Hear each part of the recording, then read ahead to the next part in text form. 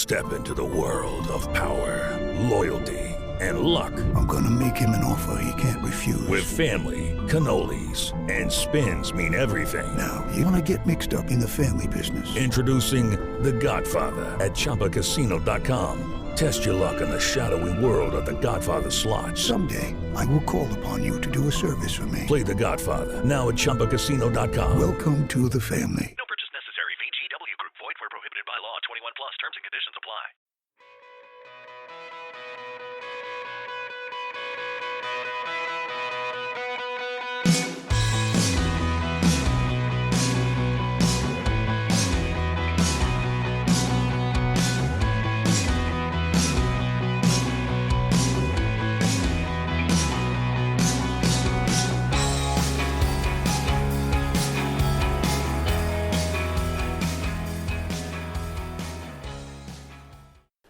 Hello and welcome to the 16th episode of the Extreme Sports Performance Podcast.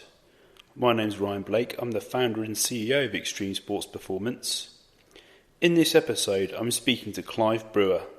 Clive is the Assistant Director of High Performance Programs for the Toronto Blue Jays.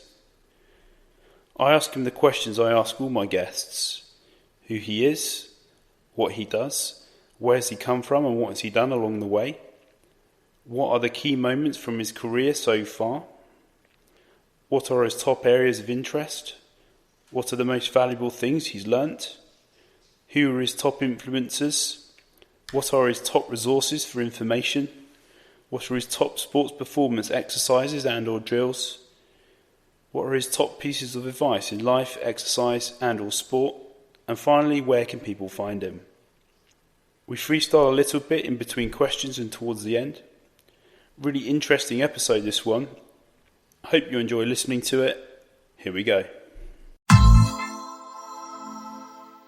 Clive, thanks for joining us today on the Extreme Sports Performance Podcast.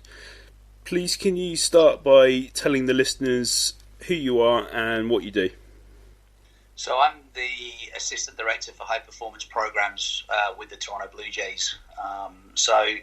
Largely that means working with a great team of professionals across the strength and conditioning, the mental performance, nutrition and learning fields to pull together any aspect of performance that's not directly related to baseball. It is directly related to baseball because ultimately we want to make better baseball players, right?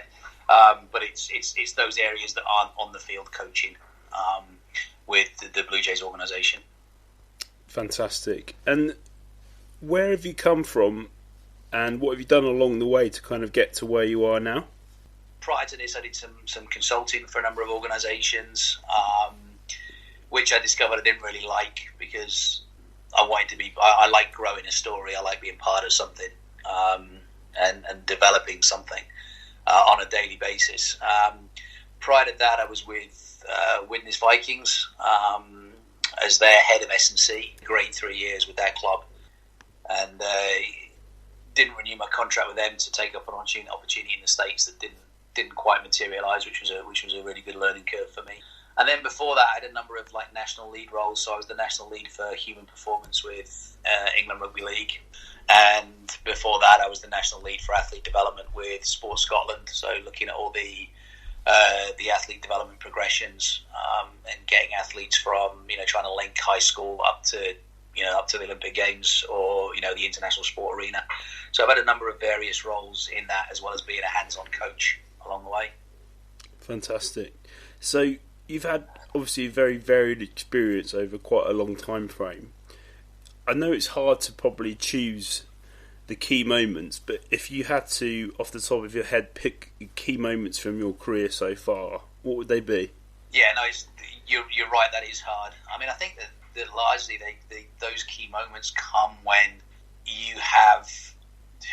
you meet someone, or your thought process goes in a different direction, or you have a particularly great learning experience that makes you reflect on what you're doing and where you're going, or things that create an opportunity. So, for example, I can say one of the defining moments in my career was probably nothing to do with me, but it was more about how a group of people came together to form the UK Strength and Conditioning Association.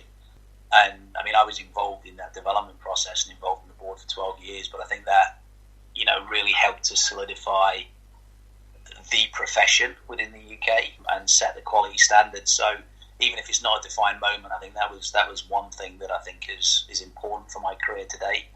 Others are usually around like meeting key people. So 2003, I went to a strength and conditioning event up in Largs in Scotland that was organised by Dougie Bryce and Linda Lowe. I met two key people there. One was Linda Lowe, who I went on to marry. So probably important to recognise that. But more, it was also the first time I came across Mike Stone. So, Mike and I sat down, and at the time I was working with some of the British bobsleigh athletes, and I said to Mike, look, I've got this plan to get them to the Olympics, but I'm not really sure it's the best plan. Would you mind just sitting down with me and spending some time going through it? And Mike was really gracious with his time, and that taught me something. That taught me a lesson as well about always trying to give time to help out other people and help understand their problems. And so we got we pulled out my quadrennial plan and the 2-year plan and the year plan, and got down to talking about sessions and concepts and training. And it was one of the best mornings I've ever had.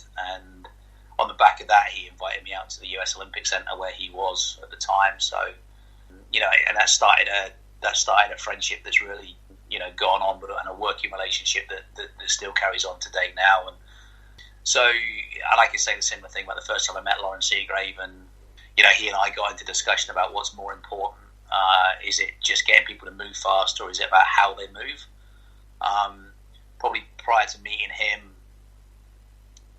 I was more about let's just get people moving fast because we can't make that much difference. And then after spending time with him, I managed to reevaluate my coaching philosophy around that completely, and think that, which actually then tied in with what I knew medically and physiomechanically, if that makes sense. Uh-huh. And actually really enabled me to solidify my philosophy, whereas beforehand I was kind of, my knowledge said one thing, I was probably doing something different and not doing very well at it. Actually then being able to structure, bring the two together and actually formulate my coaching progressions really well. So I think they're kind of examples of key define, and I've had many of them that have gone through, but they've usually been around where have you met someone, where has someone impacted you, or where has someone really made you think about how you do things, and is there a better way of doing them, Sure. No, that's really interesting, Clive, and I would wholeheartedly agree with you that meeting other people, having conversations with other like-minded professionals does change the way you look at things, and often for the better. So those times spent are times that I think are very valuable.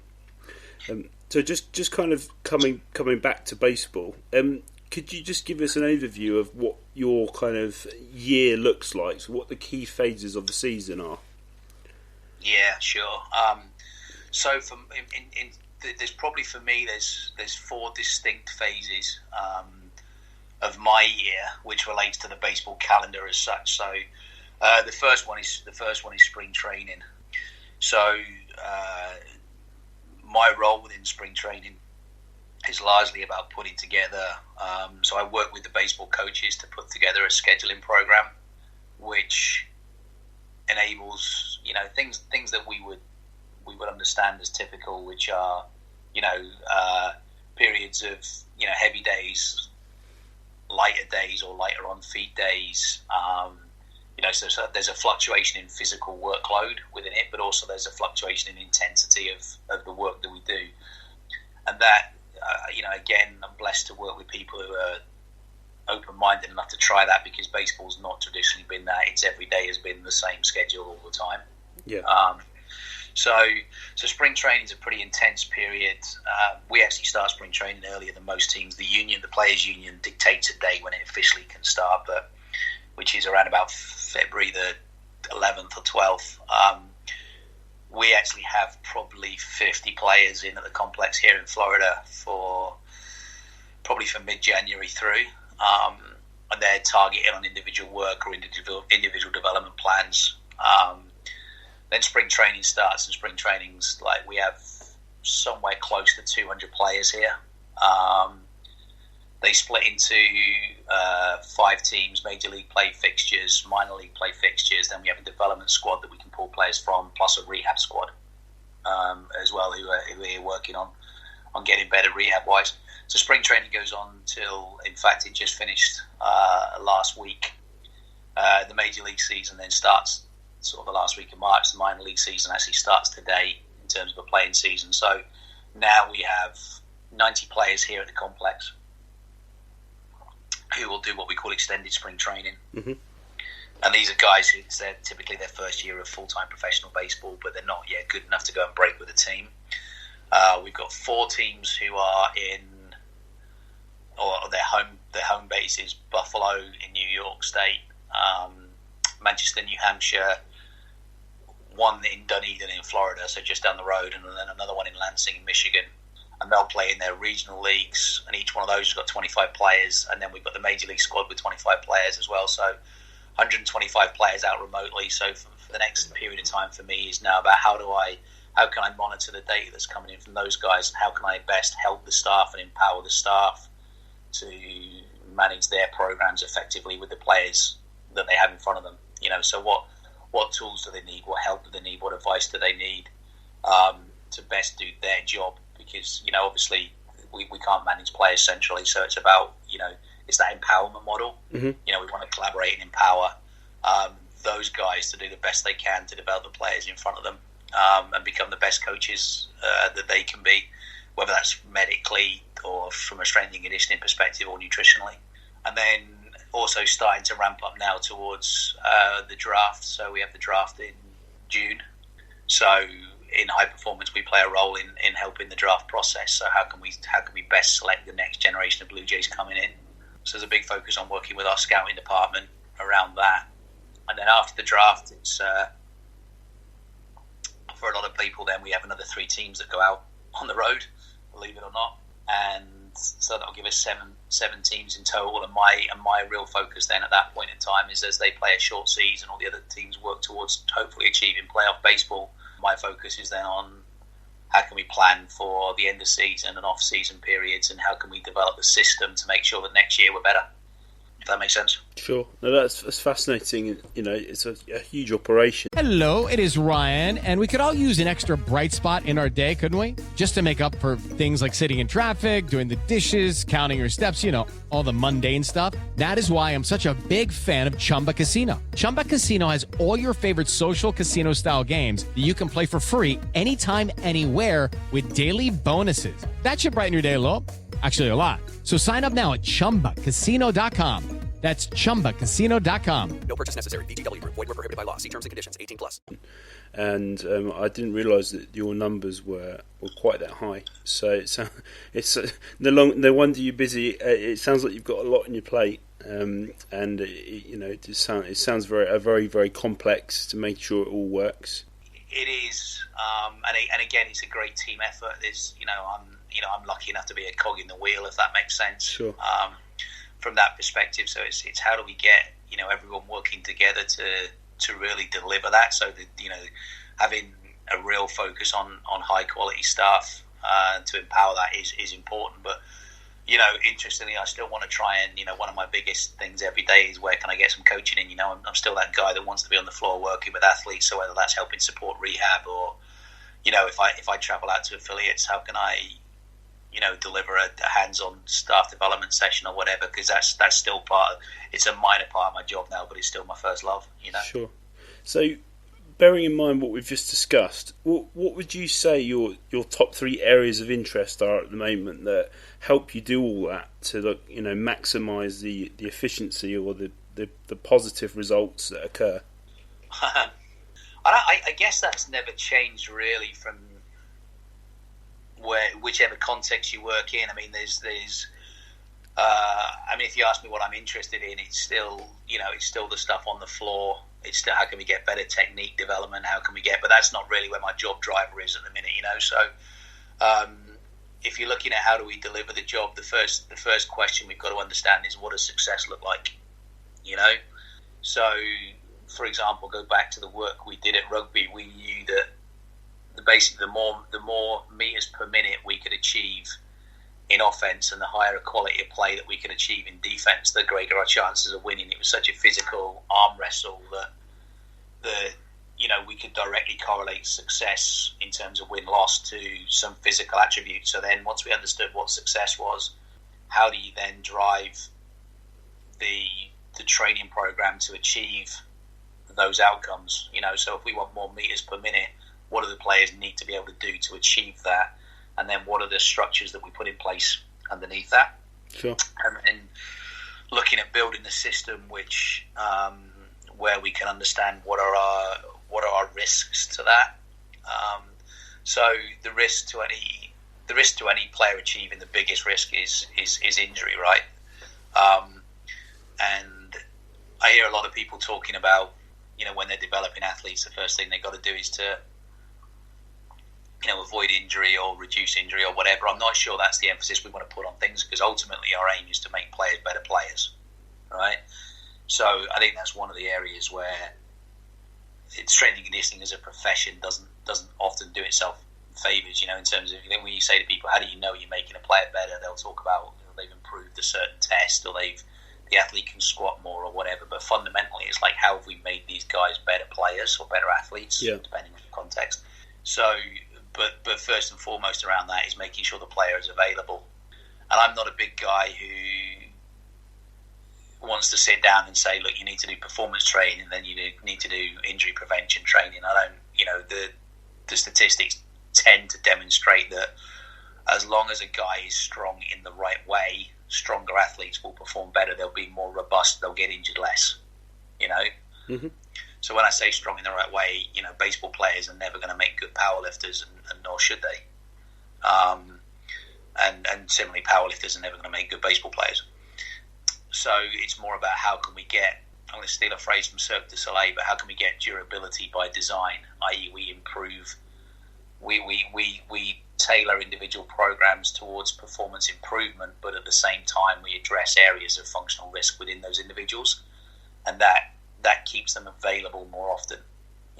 Sure. I think that's another area of interest of mine is and also just in terms of driving the profession forward. I think there's a lot of guys that look at, we need to manage players' workload in order to, how can we keep them fresh all the time, or how can we, and often that's about how can we stop them working, how can we reduce their work volume. And Tony Strudwick says this far better than me, but when he was at United with Ferguson, and Ferguson kind of said, no, your job is to get them available for me to coach. Our job is to make them as available as often as they can be, so that we can then, we can do things with them. And I think that's one of the key areas of focus as well of mine. I think ultimately maximising opportunity for them to play more baseball, or have more players available to select to play baseball is the ultimate goal. We play 162. If you're a major league player, you play 162 games in 180 days. Wow. So the opportunity is there to play every day. It's more about, for us, is saying okay, what does an everyday player really mean? It's not going to be 162 games a year. We are going to need to plan in rest breaks on that. But more importantly, is saying to the coach, look, if we can identify that this guy is trending towards somewhere where he's going to need he's going to need a break, whether that's a day or 2 days, and when would you best like that break to be? Because if otherwise we think that he's trending towards an injury risk, and therefore that decision's taken out of your hands, Sure. And that's not an exact science yet, but it's pulling together a number of, let's call them functional risk indicators around each individual player to enable the staff to make that decision and have that communication with the coach. So what is the player's workload? How is he responding to that workload? And, therefore, and what's his planned workload coming up, and what do we need to do to adjust that in order to keep him as available for the coach? And I think you use the key word there is about the opportunity. How do we best manage that opportunity and accept the fact in our younger players, we need to actually increase their, we need to spend time focusing on increasing their capacity so that they build up a work capacity. In our older players, it's more about how do we manage that work to enable them to perform every night, as they get towards the major leagues. And in the major leagues, they're an everyday player. So, how do we give them the best chance to shine when they're on the field? I mean, I find that really interesting, Clive. Thanks for sharing that. And you previously alluded to the in terms of numbers, the amount of players you have to look after in the amount of different places and the amount of games they're expected to play. What would you say the most valuable things that you've learnt are from being involved in the sport with regard to that? Firstly, I mean, this will go to any coach working in any sport, but remember, you're here to, you got to be humble and be subservient to the athlete. You are the expert, but it's really about how do you best deliver what they need. So it's all about putting the athlete at the center of your delivery. And so therefore, around that is making sure that you have high quality staff who are really good at doing that. So building relationships with staff and then having the staff build the relationships with the players is massively important to that process. So it's one of the things that is important in how I go about things. For example, is rather than me taking a coaching session with players that I may want to do because it's a fun thing, it's like I've got to let the coaches who are going to be working with those players develop their relationship and take that coaching, and then how can I help them with that from a technical perspective or whatever. But there's no substitute for putting the player at the center of everything you do, building high quality relationships with the player or the staff who are going to be delivering to that player. I think that is really important. So we put staff, having high quality staff there is essential to our delivery priorities. I completely agree. I mean, obviously, with numbers like that high, and with a schedule that hectic, it's almost chaos management, I suppose, in a way, isn't it? And trying to maximise how effective the team are working together. And as you said, like probably trying to focus on the needs to do's rather than the nice to do's for yourself. It's an exercise. I mean, like as strength and conditioning coaches, we're supposed to be good at periodization, right? So periodization is just about how do you prioritize and how do you put the right emphasis on something. It's emphasis loading, and I think it's no different from how we work. In coaching, it's no different from how I do now. It's like where can we get the most priority from the system? Sure. And I've got a great boss who's really good at helping me with that, and I've got I've got great colleagues who help us with that, and and the other thing is it's not being afraid to make mistakes for the right reasons, Sure. And to listen to the feedback when you do and act upon that feedback. Sure.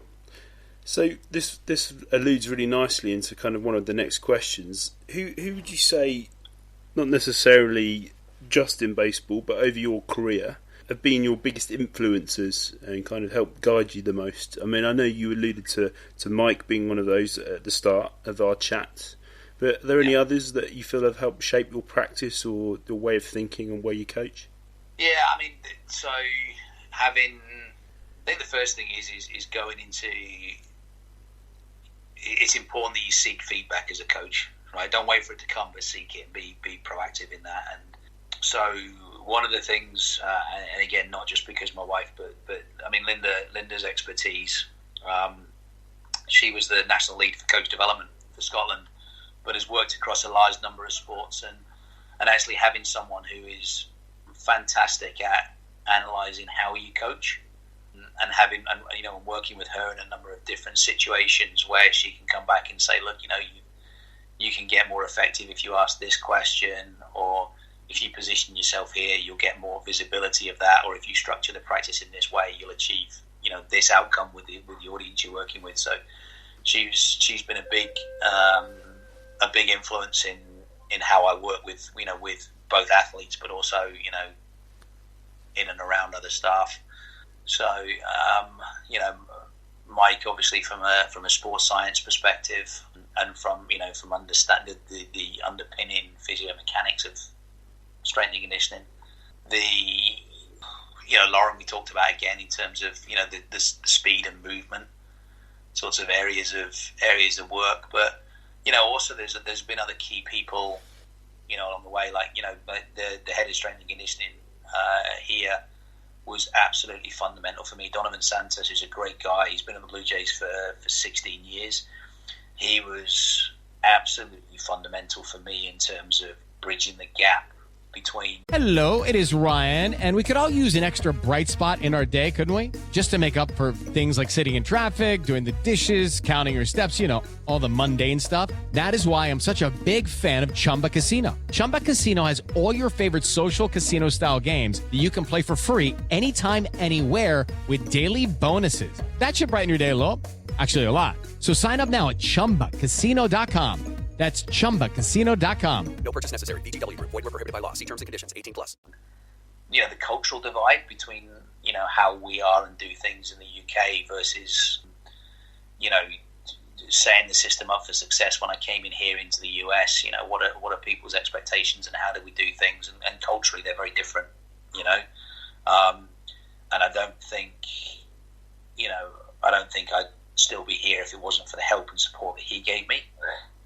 In terms of that process, and similarly, my boss, the performance director here, Angus Mugford, he's a psychologist by trade, but he's been fantastic for me in terms of just again looking at how can we create psychological security whilst pushing to get better. How do you take people with you as opposed to having a concept that may be a great concept, but if the people don't want to deliver it, then it isn't going to fly. So working with him to create those sorts of ideas and bringing those ideas to fruition have all been really important for me. Fantastic. Thanks again for sharing that. It's always nice for people to hear about other, very well sought after and respected professionals in the field that they may not have heard of before. So if you were faced with a problem or needed information about something that you to help solve a problem you didn't know the answer to, what would be your kind of top places to go to, your top resources to try and help with that? I think it comes back to what is where does that problem exist? If it's a baseball problem, for example, I have a very naive perspective I work around people every day who have been, the game has been their life. And they've been very tolerant with me in terms of me asking the dumb questions, but also it's worked really well because you can come in with a completely outside perspective and say why do we do this, and if the answer is well because we've always done it, then actually is that the best reason for doing it? So the other thing I think that's been key for me is the recognition that the biggest data set that we have around us is our coaches' knowledge and experience. Yeah. So whether that's baseball, in which case I've got a great number of people who I can go to, but even if it was something else, I'd tend to say, okay, look, who has got the best experience and the best knowledge in this field that I can live and learn from? Is it? And again, everyone's got their network. I've been lucky, developed a great network here. Whether that's Duncan French at UFC, or whether that's Mike Faber at University of Michigan. He was at the USOC, and I've done some projects with him. So is it, do you go to those resources, or do you go completely outside your comfort zone and go, I don't know this, but you're a world expert in it, and I really want to reach out and say, I need to find out a bit more about sleep for this player. So, Dr. Sherry Ma, you're a world expert in it. Can you help? And I think when I was young and dumb and stupid, I used to think about reaching out as a sign of weakness. It was I was insecure, whereas now I'm just more experienced, but equally as dumb. You realise that if you're putting the athlete's needs at the centre of it, and also, shit, if I can get someone else to deliver this who knows far more than I do, then I'm going to get educated in the process. So it's actually just being vulnerable enough to reach out and say, look, I really need help with this. And I'd encourage anyone to take that approach, because once you do that, it opens up far more for you. So for sure, I have a go-to network of people that I go to for specific issues, but equally, I'm not afraid just to reach out and say, I've seen you do some really cool stuff in this field. I want to learn more. How can we help each other? Awesome. I always love asking that question, because I always steal the golden nuggets I get as answers from people. So, again, thanks for sharing that, Clive. So this next question is one that I find people find probably the hardest one to answer, probably because it's such a varied and wide open question. But if we're looking at it purely from a baseball perspective, what would you say the top 3 sports performance exercises or drills are that you would see more often within a baseball season that the players actually perform? Probably the best way to answer that question is to kind of reverse engineer it a bit and give you an example about like some of the big debates over that occur all the time is like baseball players shouldn't do Olympic lifting. I'm like, well, scrap that answer, because there's a time when anyone should do Olympic lifting, but there's also a time when a lot of people shouldn't. Yeah. So I don't like bringing it down to those sorts of discussions and arguments. It's more about, for us, where do we manage workload? So, for example, we split our pitchers, the starting pitchers on a 5-day routine. They're the easiest guys to manage. So they perform once every 5 days. And in the intermediate phases of that, they do, they'll do a total body lift. They'll do what we call it. So the first thing they do is what we call a tactical lift, which is soon after their game. They're still not completely recovered. It's more about addressing in the weight room their areas of need in terms of their functional risk and unwinding them from the game. They'll then do a total body lift, which is where we really get after it for them in terms of their strength development. And then the day before they throw, we do a neural lift, which is more about an activator for the neuromuscular system, in terms of that. So, and they're more strength driven. They're more, trying to get, you worked in cricket, you understand about 100-mile-an-hour deliveries. Well, yeah. The starting pitchers are trying to get 100-mile-an-hour delivery from one stride. So it's about how do you turn linear motion into rotational motion, and how do you take the pitching is a ground up action and transfer those ground reaction forces through the entire posture. So we look more about, the guys tend not to squat, they tend to deadlift more because of load through the spine and how they manage that, and also the ability to recover. But similarly with position players, they're playing all the time and every day, and the squat takes a lot out of someone, as an exercise, as a high load barbell back squat, whereas a trap bar deadlift might not. So we use squatting motions tend to be done through other forms like kettlebells, which is more about form and posture and power as opposed to load and strength. If that makes sense. Sure. So I'm kind of waffling and rambling here, and I'm definitely avoiding the question, for which I apologize. Don't worry, everyone does. Yeah, the key for me is it goes back to what does this athlete need? Sure. So when I think back to some of the things that I've learned from here, like some movements like the Turkish get-up, I've used them in the past with rugby players, and I realised how badly I really coached that, because the rugby players' approach was, let's just pick something heavy and then, power through the Turkish get-up, so I end up going from the floor into a standing up position. Whereas with our players here, because mobility and hip-shoulder separation in the throwing action is so important for us, but also in the hitting action, there are positions within the Turkish get-up that are absolutely key for our players to nail, And it's a core exercise for us in terms of not just posture control, but also arm control. So stages of things like the arm bar and stuff like that is really good for activation of those,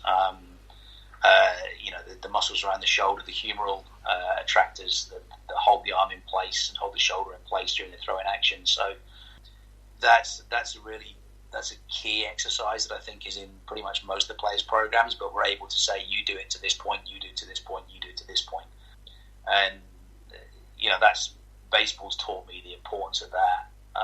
Whereas before, and like I say, I just did a bad job of coaching it, I think.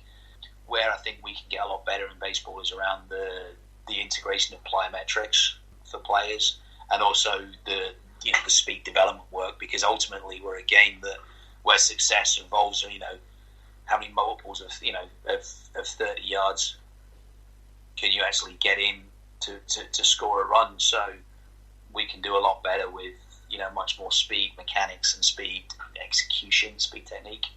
So we're working to look at where can we integrate that into our daily program, and I think that's going to be a key difference maker. And obviously the link between strength and speed is the plyometrics.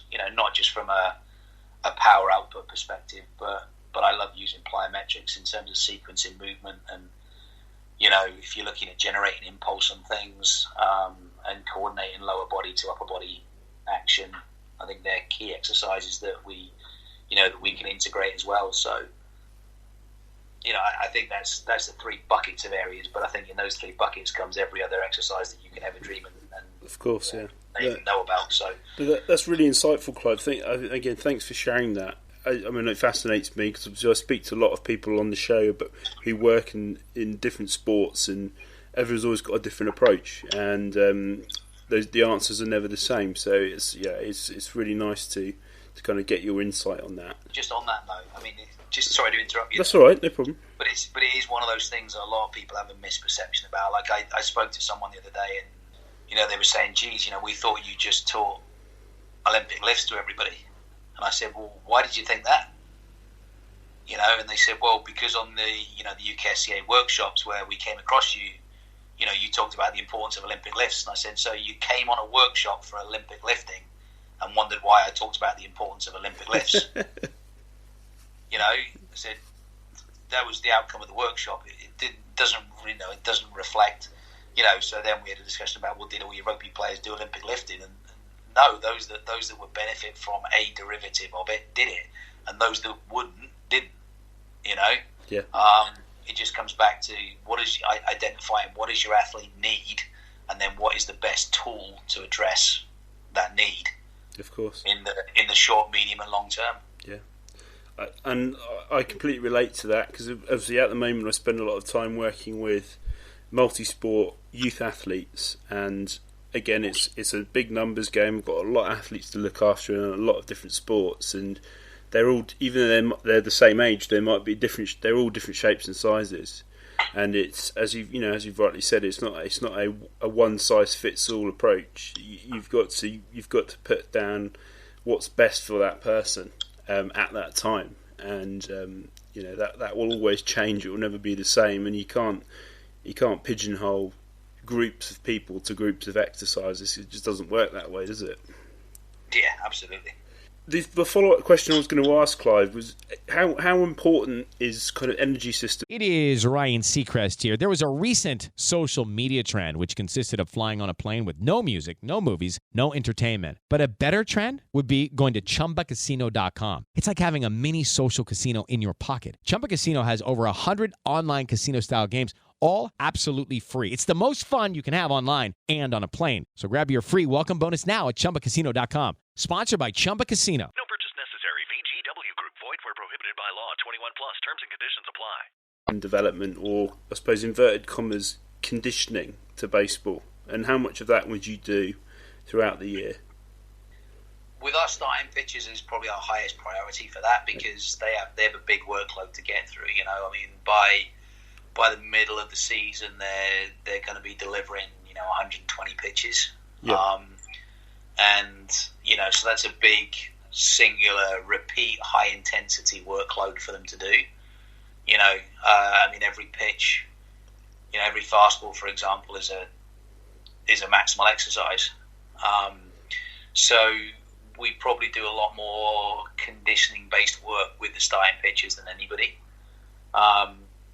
Relief pitchers, it's a little bit different, because some of those guys, their job is to come in and get one player out. They may come in and throw 3 pitches. As a really extreme example, Yeah. But they may do that 3 nights running. So that comes down much more down to the individual level. And then with the position players, we actually don't do an awful lot, because the game tends to give them the conditioning they need if they're playing every day. Sure. So our approach with them really is about, we look to monitor their intensity and their game intensity and their game volume metrics, and then based upon that, if their volume is falling off, or we think the volume is becoming an issue, we'll do more volume-based conditioning with them. By which I mean repeat intervals.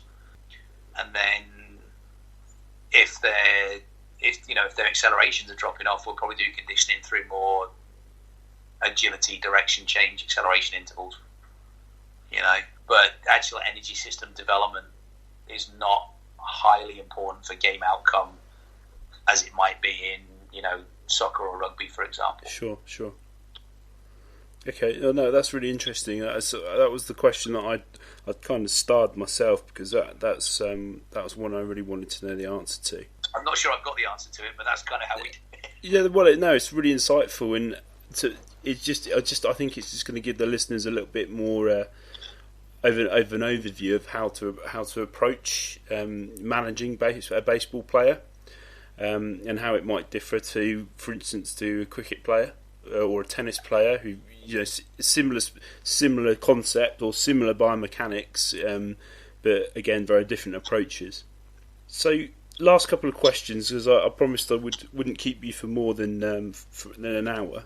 What would you say your top pieces of advice would be in life, exercise and or sport to any kind of practitioners, graduates looking to get into the field or new to the field? Any words of wisdom for them?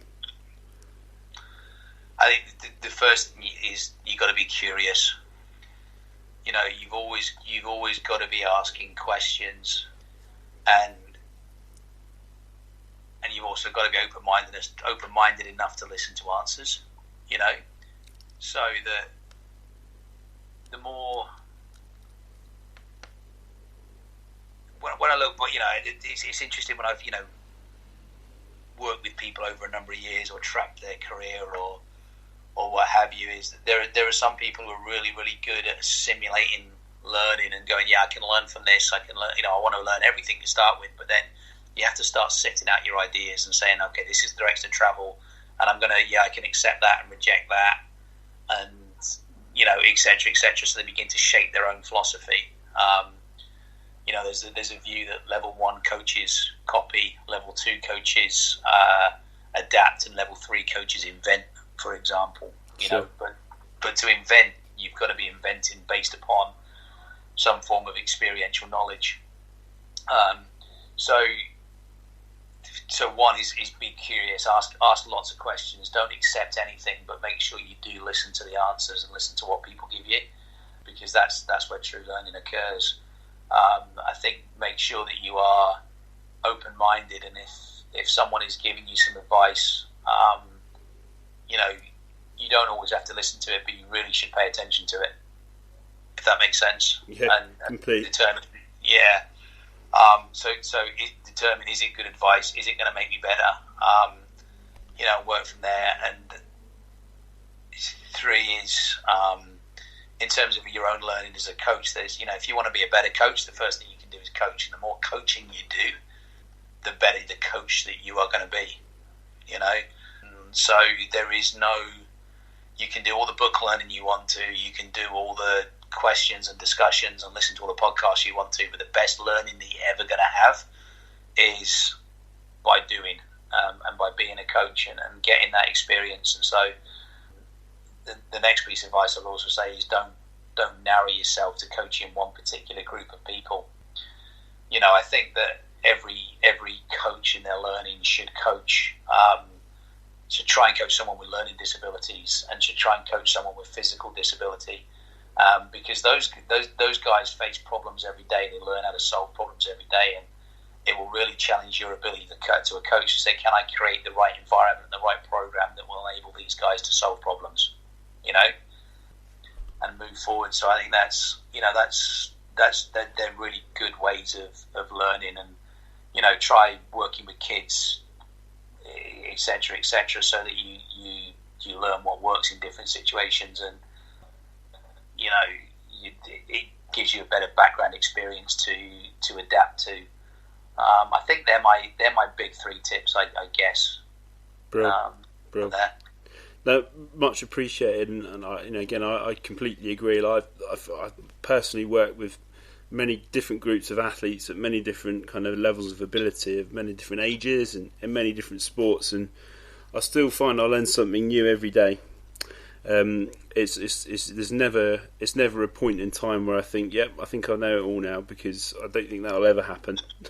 I think when you get to that point, you need to have a long, hard look in the mirror, because you might be doing something wrong. Yeah, and I think you're right, and that's where some of my biggest learnings is where people have come up to me and said, look, and I say even whether it's adapting to cultural change or whatever, but it's people coming back and saying, Clive, listen, I really think that I've watched you in this situation, and I'm not sure what you were trying to achieve, but by doing that, this is what the outcome was, and it probably wasn't the best outcome. And you're going, oh Jesus, now you point that out.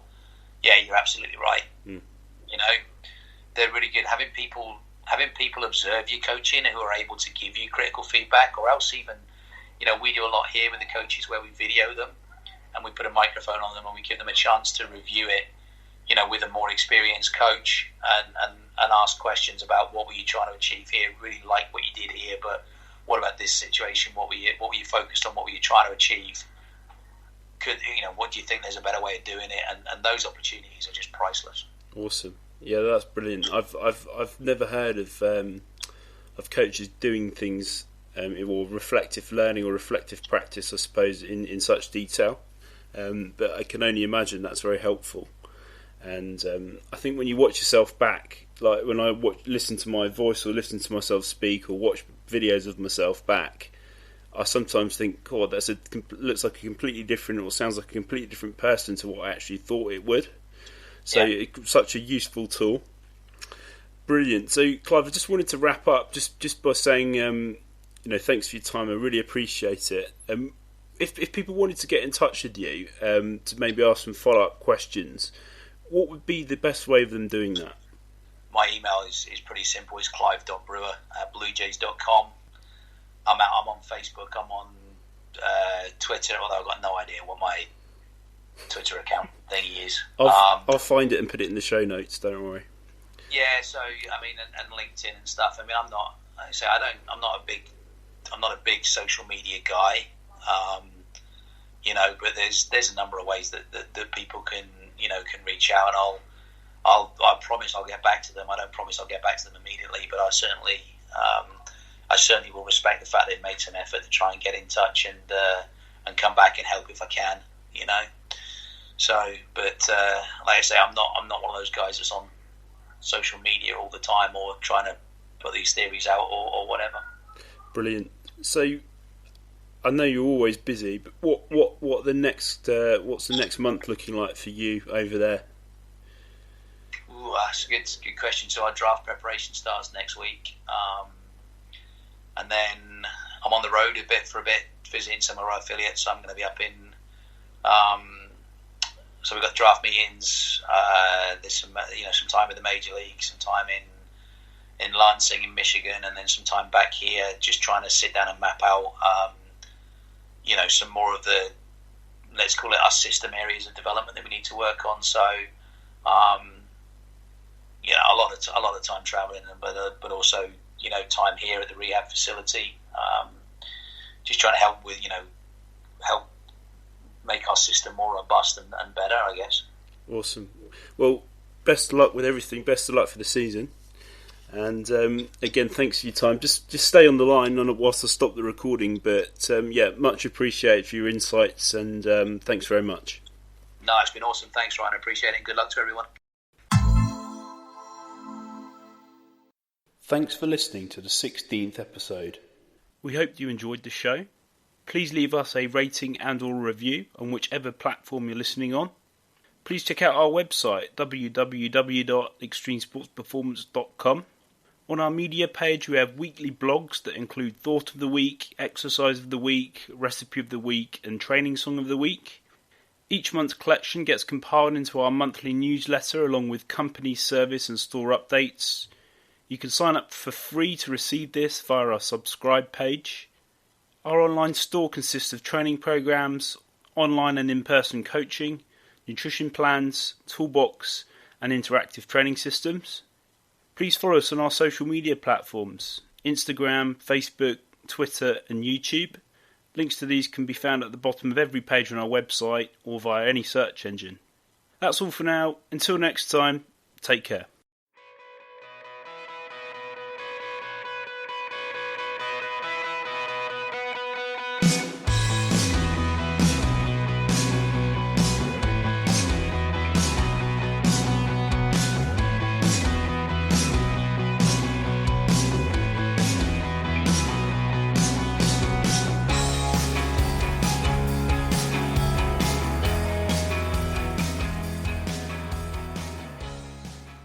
Ryan Seacrest here. When you have a busy schedule, it's important to maximize your downtime. One of the best ways to do that is by going to ChumbaCasino.com. Chumba Casino has all your favorite social casino games like spin slots, bingo, and solitaire that you can play for free for a chance to redeem some serious prizes.